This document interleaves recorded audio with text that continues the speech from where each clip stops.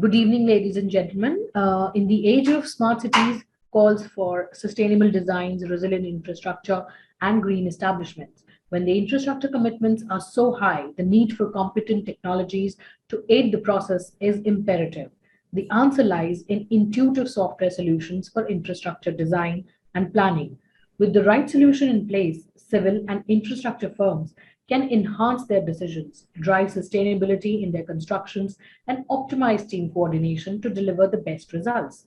In turn, you will be able to save costs, optimize efforts, and secure construction processes in what will eventually turn into successful project execution.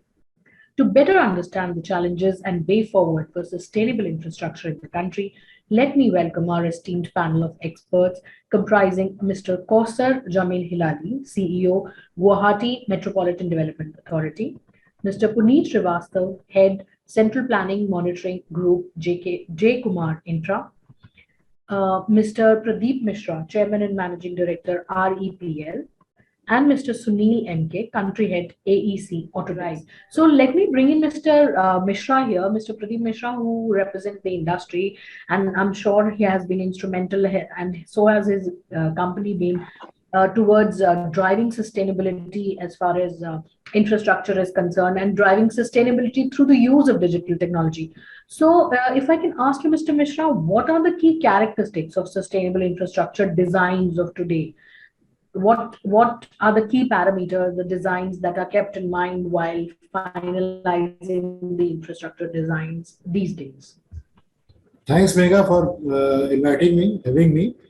Uh, Sustainability was always there, but the way we look into sustainable infrastructure changed drastically after 2000 when the internet became the key factor, and the introduction of internet changed the life pre 2000 and post 2000. And the infrastructure sustainability, generally, the three key parameters which define the sustainability are economic sustainability, environmental sustainability, and social sustainability. Uh, Earlier also, this intervention of technologies, digital technologies, people are doing all three process, economic, environmental, social, but those are largely on manual basis. Once the technology, the digital part is entered, the optimization has seen a different height. If you see some example to explain it, that 20 years back, the flight ticket between Delhi to Mumbai is same. Now the airports are very beautiful, very comfortable. Fuel prices are almost 10 times higher than what it was 20 years back. And still the ticket price has gone down.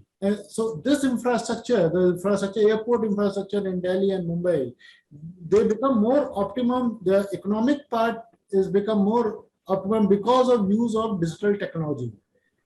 Right from handling the power supply in airport to flow of AC, to flow of water, everything is governed by technology.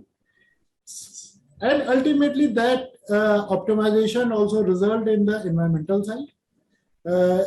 When we use lesser energy to do same thing, the environmental effect will certainly be better. And social sustainability is also because the use of technology, digital technology, the cost goes down. Lot number of people which were earlier not able to use a particular service, they can use now. Even if you see the education, education is again a social infrastructure.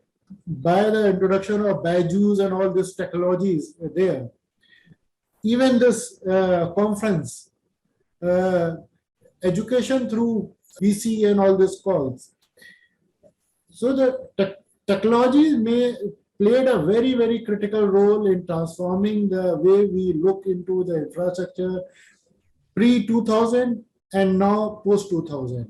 You interestingly mentioned about these three important pillars of economy, environment, and social impact. Before I bring in Mr. Sunil MK for his comments on this, I would again ask you, Mr. Mishra, could you share some of the use cases where infrastructure design has been benefiting from the use of technology and where all these three aspects, the economic aspect, the environment aspect, the social aspect, has been addressed? Uh, Two very current and live examples are there. One is smart cities, another is any green building which are designed. The, so one example is at a building level, another is at a town level, city level. At the town level, in almost all smart cities, we have also done 8 smart cities for government as a consultant. So the main program is to establish a command and control center. And through that command and control center, 10 critical elements are introduced which were not there earlier. First is surveillance. The surveillance system are now online, and each and every part of every city covered in a smart city are covered through face recognition, through vehicle number and movement, and everything is now captured, which helps in the movement and traffic flow and management of a town. Second part is smart parking. Whether you go to airport or any busy area, the parking are now smart parkings. You can see the number of the slots available for parking and at which level that parking is available, whether you go to mall or whether you go to airport, it is there. And then smart lighting. The lighting to reduce the use of power, the requirement and the lux factor of lighting is governed by this technology. And then solid waste management. The movement of waste from starting point to the end treatment point is digitally monitored and tracked. And then traffic management, intelligent traffic management. Environmental impact management. They are the centers located at various locations in city where they can capture the air quality, rainfall data, and number of other data, sound level, and number of other data. And then SCADA. SCADA is a technology where give you detailed information, the flow of water in the drinking water pipe, sewerage drainage system, to optimize the flow and to maximize the use of water. So practically the use of water was earlier, before all the system, is 150 liter per day per person. Now, because of these technologies, it is come down as per code also to 80 liter per person per day. So that is the beauty of technology. Then GIS and e-governance. Now you can do your RTU and all this activity online itself. And all these parameter, 10 parameter combined together and through a backbone, digital backbone, form a process which is called command and control center, and the combined then process become a one project, all 10. And this platform become the spinal cord of a city. It create data grid to view, monitor, analyze, and take a relevant decision. And this program is implemented in all 100 smart cities in India, pan country. We have also implemented in 8 cities. So this is one of the latest digital intervention in city level infrastructure to optimize the use of each and every resource available at a city level and to maximize the output. This is one of my experience.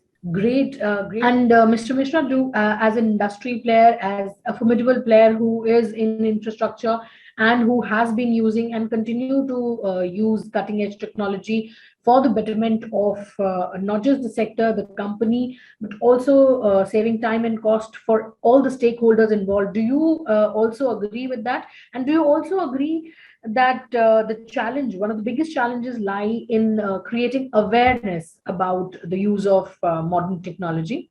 In the best part of the modern technology that n number of players on the same project can work at the same time, which helps in optimizing the design and execution at ground level. One of the technology which is now very commonly used in India in last 5 6 years is a BIM technology.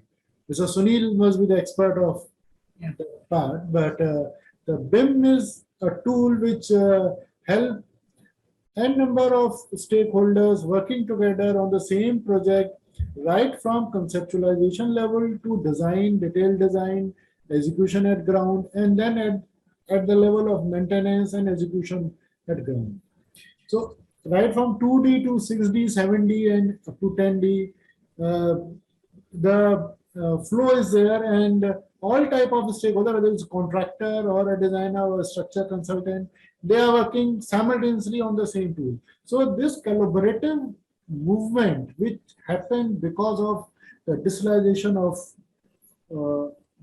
working environment, this gave a lot of benefit uh, in reducing the execution time period, accuracy of the execution of the project, and knowing the pain level of other stakeholders in the same project. The BIM is very recent addition in this field in India, though it is compulsory in Singapore and in England, but in India it is not yet made compulsory, but large projects and large contractors and designers are using. Completely agree, but I want to add three things. One is that every city has its own carrying capacity. That is nature. It has its capacity to give water to the resident or to carry drain water out of the city, or earthquake or flood or whatever. Every city has its own carrying capacity. To maximize the utilization within that limit is the role of technology. We use technology to optimize the use within that limit. So the more we use technology and the more collaborative the technology is, the better result we get. The second point I want to add that nowadays, whether the whatever loss is a separate thing, but all large infrastructure companies, they are using these technology within their organization automatically without any compulsory note from government, but they are using it. All large contracting company in India, they are using them automatically, whether it is defined in tender document or not. They are doing it. And third point is that the future is the digitalization and optimization. So there are few very good company. Sunil's company is one of the lead player in this business. So whatever we are seeing today, 5 years from now, we will find that we are not that advanced 5 years back. So things are changing very fast. Absolutely, absolutely. Technology is forever changing, and we have to do the catch up every time there is something to it. Mr. Mishra, I mean, the question is that the drone survey says something else, and once once the engineers reach the field, it is a completely different picture. Is it true? And if so, how do we solve it? It is not exactly like that. Once after the survey is done, the second party, the client engineer, generally cross-check the. Okay. What do you have to say? And based on that cross-checking, the detailed design is made. So designing part is done. All right. Sure. So practically, what happened that the equipment has its own lease count, as well as the person who is deciphering the image captured through drone and converting into a drawing. He might also have a capacity to read it and convert it into a drawing. So there might be some error because of machine least count and because of a person who is converting those data into a drawing. So that might be a human error or least count error. It's not the case as in a general case. Okay. Anything more that you would like to add, Mr. Mishra? Practically any technology, if the cost is more than your day-to-day cost, then nobody will use it. The technology becomes the proven technology when it is commercially viable to use that technology. If any technology is in market and people are using it, that means that by using that technology, you are saving your cost and you are increasing the accuracy and perfection of your end product. Then only the people will use technology. Correct. Thank you, gentlemen. Thank you so much for sharing your valuable insight on this very important subject. Thank you for making time for ET Infra's Autodesk event. Thanks a lot. Thanks everybody. Thank you. Thank you. Thanks, Sunil, and thanks, Puneet. Thank you, sir. Thank you so much.